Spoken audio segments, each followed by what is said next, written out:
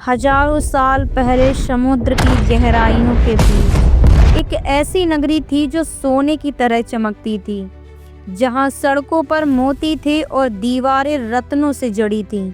वहां स्वयं भगवान कृष्ण राज करते थे।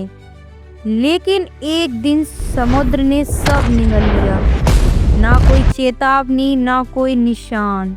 और तब से ये सवाल आज तक गूंजता है, क्या द्वारिका सच में अस्तित्व में थी या ये सिर्फ एक दिव्य कथा है। आज हम उतरने वाले हैं उस रहस्य में जो हजारों सालों से समुद्र की लहरों के बीच छिपा है।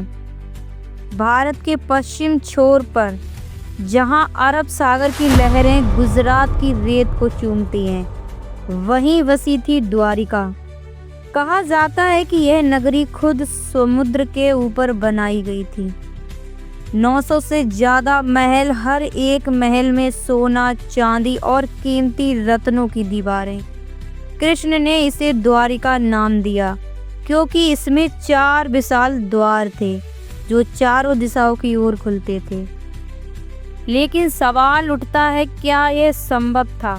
क्या इंसान हजारों साल पहले ऐसी वास्तुकला बना सकता था, या फिर इसमें कोई दैवी शक्ति शामिल थी?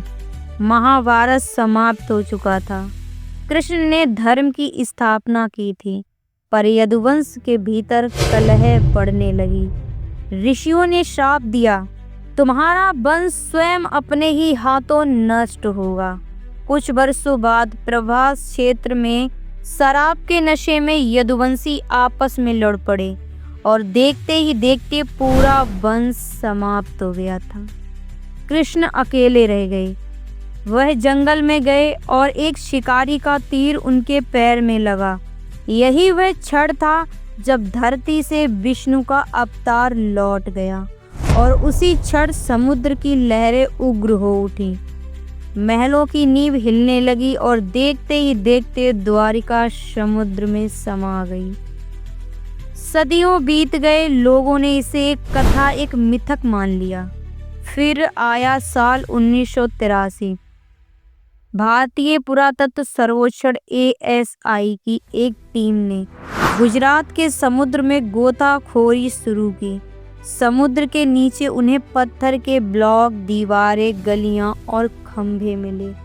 डॉक्टर S राव, जो इस प्रोजेक्ट के प्रमुख थे, उन्होंने कहा, ये अवशेष किसी प्राचीन नगरी के हैं और इसकी बनावट वैसी ही है जैसी महाभारत में द्वारिका का वर्णन है।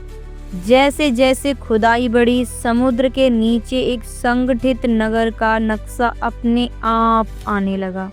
मंदिर जैसी संरचनाएं, सीढ़ियां और एक विशाल दीवार। क्या वह द्वारिका हो सकती है?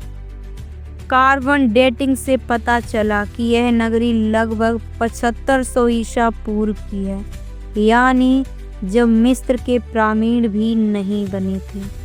यह खोज विश्व भर के वैज्ञानिकों को चौंका गई, क्योंकि इसका मतलब था भारत की सभ्यता बाकी सभी सभ्यताओं से कई हजार साल पुरानी हो सकती है। परंतु इतिहासकारों के बीच मतभेद आज भी है। कुछ कहते हैं यह द्वारिका नहीं बल्कि कोई पुरानी तटीय सभ्यता है जो समुद्र स्तर बढ़ने से डूब गई।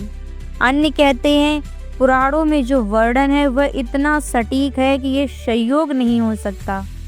सवाल यही है, क्या पुराणों में लिखी गई कथा वास्तव में इतिहास थी?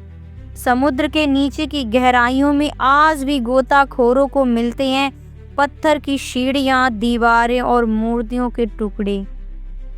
कुछ कहते हैं रात के समय समुद्र से घाटियों और बीड़ा की ध्वनि आती है, जैसे कोई भूली हुई नगरी अब भी वहां जीवित हो।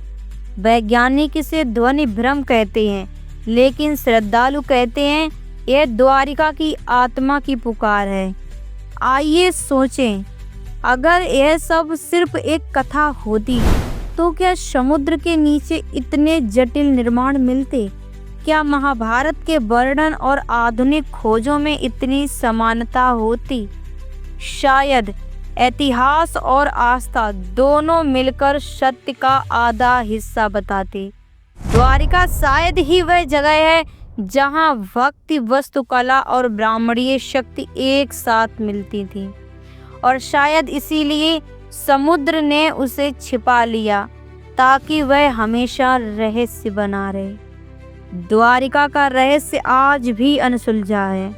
विज्ञान उसे सभ्यता कहता है, धर्म उसे दिव्यता कहता है, लेकिन सच्चाई शायद दोनों के बीच कहीं है। समुद्र की हर लहर जैसे फुसफुसाती है, कृष्ण यहाँ थे और अब भी हैं। और जब कोई भक्ति द्वारिका के मंदिर में शंख बजाता है तो शायद उस ध्वनि की गूंज समुद्र की गहराइयों में उस खोई हुई नगरी तक पहुंचती है।